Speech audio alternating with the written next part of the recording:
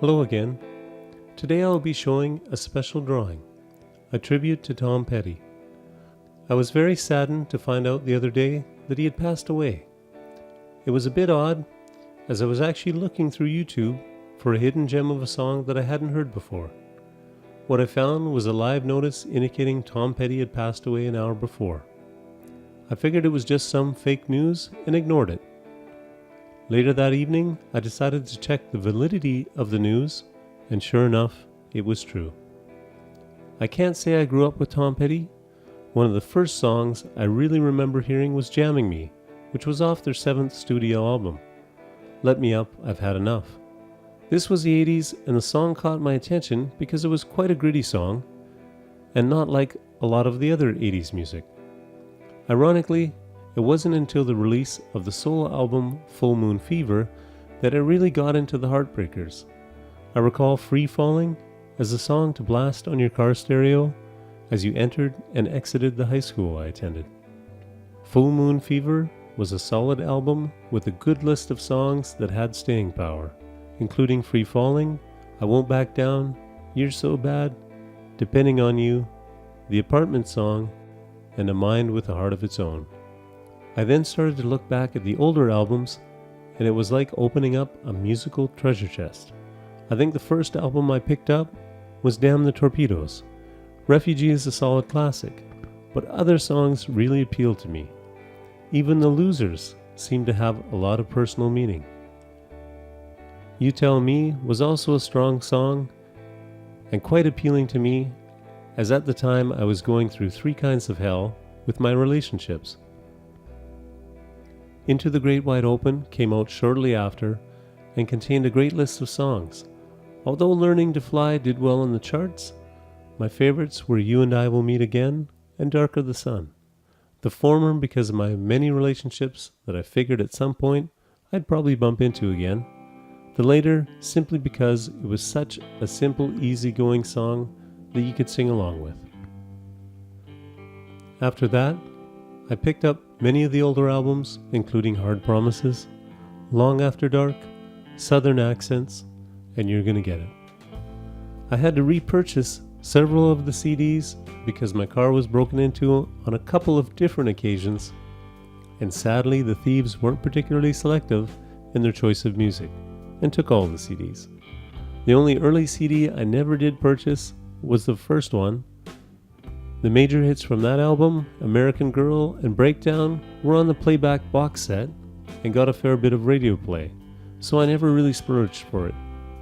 One underrated or underplayed song I really enjoy is The Wild One Forever.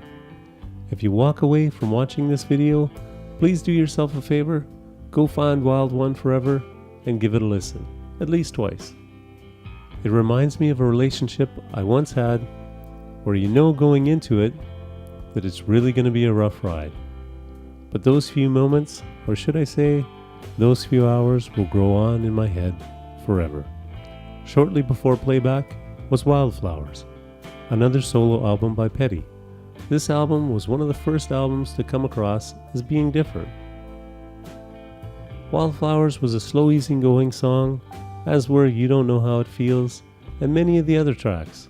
Other than You Wreck Me, Cabin Down Below, and Honeybee, there weren't many hard-hitting rock songs on the lengthy album. I'm not complaining. My favorites on the album certainly aren't the hard hitters. Crawling Back to You, I felt was a masterpiece. The intro with all the instruments coming together, piano, guitar, and cymbals, is just amazing.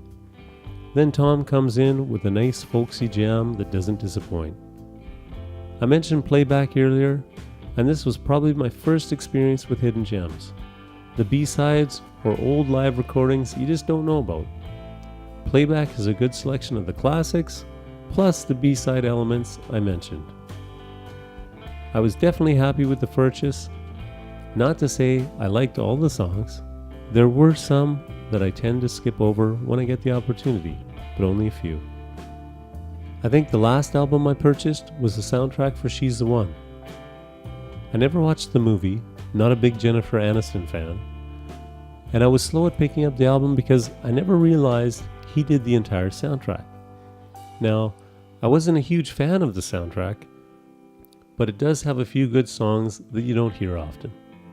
So now, sadly, I'm looking into the songs I haven't been up on. The last 4 albums include Echo, The Last DJ, Mojo, and Hypnotic Eye.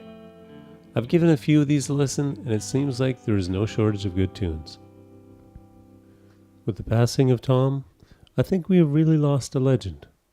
3 solo albums, 13 studio albums, multiple live and compilation albums, plus work with other artists like Lenny Kravitz, his involvement with the traveling Wilburys, yet another amazing group of artists, and of course you can't forget the haunting voice of Stevie Nicks. Insider is simply amazing, as is Stop Dragging My Heart Around. The thing I appreciate most about Tom Petty songs is that they were so easy to sing along with.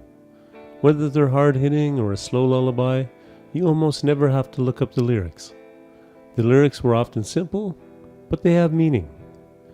And the pure volume of songs that these guys created is also impressive. We are talking about 4 decades of songs, and yet you can listen to some tunes off their early albums, and then listen to, say, Something Good Coming from Mojo, and see that the band has really stayed true to their style. Sure, they may have broadened it, and studio recordings might be cleaner, but it's still Tom Petty and the Heartbreakers. So, have a look at some of the songs I mentioned, or better yet, go back and check out their first album, and take a walk through time with Tom Petty and the Heartbreakers. I'm sure you will enjoy. I know I have.